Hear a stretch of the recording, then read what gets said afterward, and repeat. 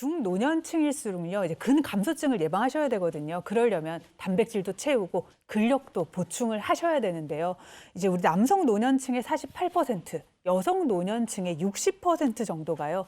일일 권장량 이하의 단백질을 보충하고 있다는 게, 섭취하고 있다는 게 이제 연구 결과로 밝혀졌습니다. 나이가 들면서 아무래도 저 고기를 좀 그쵸. 피하게 되고 소화가 좀 안 소화돼서. 되고요. 네네네. 또 이제 씹는 능력도 이제 좀 떨어지시고 네. 하니까 단백질을 섭취하시는 게 조금 힘드시죠. 그래서 여러 가지 이유들 때문에 중년과 노년층에서는요, 단백질 섭취가 쉽지 않은 경우들이 많거든요. 그래서 이런 경우이실수록요, 사실은 맞춤형 단백질 섭취하시는 게 굉장히 단백질 보충이 필요한 거죠. 그래서 제가요 요즘 이제 즐겨 먹는 게 이게 산양류 단백질. 산양류 단백질이거든요. 그 앞에 이렇게 다 여기 놔두겠죠. 있어요. 그러니까 산양류 단백질은 제가 소화까지 도와주는 것 같더라고요.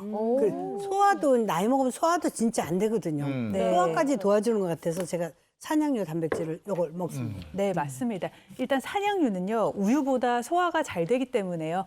선생님께서 굉장히 좋은 선택을 하신 겁니다. 일반적으로 산양류는요, 모유랑 굉장히 구성 성분이 비슷하거든요. 그래서 우유를 마시면 보통 소화 잘 안 되시는 분들 계시잖아요. 그렇죠. 특히 저 안 돼요. 저도 네. 그래요. 우유 먹으면 소화가 안 저도 돼요. 그래요. 네네네. 보통은 우유에 들어있는 이제 단백질 유당 성분이요, 우리가 소화를 못 시키기 때문에 그렇거든요. 산양류에는요, 이런 우유에 들어있는 소화를 잘 못 시키는 알파에스원 카제인이라는 성분이 이제 단백질이 거의 없고요. 우리 모유에 소화를 잘 시키는 베타카제인 성분이 많이 들어있어요. 그래서 소화 흡수가 더 잘 되신다고 보시면 되겠습니다. 네. 관련돼서 뭐 실험한 거 있지 않아요? 식초랑해서? 맞습니다. 실제로요, 산양류와 우유에 식초를 넣어가지고 응고를 좀 시켜봤더니요, 입자의 크기가 다르다는 걸 알 수 있거든요. 이 뭉침 현상이 사실은 작다는 거는요, 당연히 우리 몸속에서 소화 흡수가 더 잘 된다는 거를 나타내 주는 겁니다. 아, 저희 아버지가 근육 빠지면서 단백질 드시거든요. 산양류 단백질 드시고부터 속이 좀 더부룩한 게 풀렸다고 네. 저한테 그렇게 말씀하시더라고요. 아버지만 그래 어머니는 안 그러시고. 아버지가 좀, 네. 그리고 우리가 태어나서 처음 네. 먹게 되는 게 모유잖아요. 그죠. 그러니까 아무래도 모유하고 성분이 비슷한 걸 먹으면 우리 몸에 훨씬 더 보호가 될 것 같아요. 맞습니다. 네. 이 모유를 완전 식품이라고도 하잖아요. 이 면역력을 높여주는 다양한 성분과 영양소가 풍부하기 때문에 남녀노소에게 모두 적합한데요. 그런데 성인이 되셔가지고 모유를 드시긴 조금 그러시죠. 그래서 산양류가 인간에게 적합한 모유와 성분이 상당히 비슷하기 때문에 관심을 많이 받고 있는 거죠.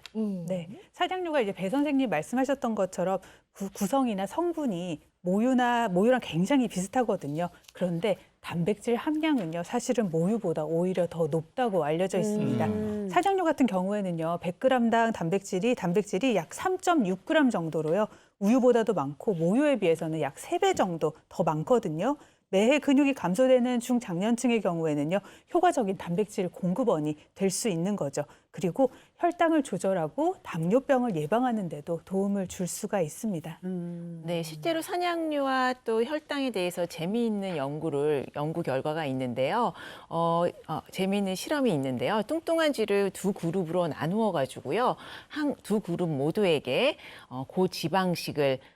고지방식으로 식사를 하게끔 했습니다. 그리고 한 그룹에는요, 산양류 단백질을 추가로 더 먹이로 주었는데요. 네. 그 결과 산양류 단백질을 먹이로 준 쥐들에게는요, 혈당이 7% 정도 상승을 했고요. 그렇지 않은 쥐에게는 혈당이 무려 12%나 상승을 했습니다. 그 결과를 보아도요, 혈당을 조절해주는 역할을 하는 것이 또 산양류 단백질이라고 할 수 있겠습니다. 네. 이 밖에도 저는 가장 관심을 갖고 있는 분야가요. 체중 감량에 도움을 준다. 이런 얘기 들어서 확인을 좀 해보고 싶어요. 네, 맞습니다. 산양류에는요, 또 우유랑 좀 다른 특징을 말씀드리면요, 산양류에 중세지방산이라고 하는 게 굉장히 풍부하거든요. 네. 이 중세지방산이란 건 뭐냐면요, 길이가 아주 짧아가지고요, 체내에서 흡수가 굉장히 잘 되고 체지방으로는 축적이 잘 되지 않는 착한 지방을 말하거든요.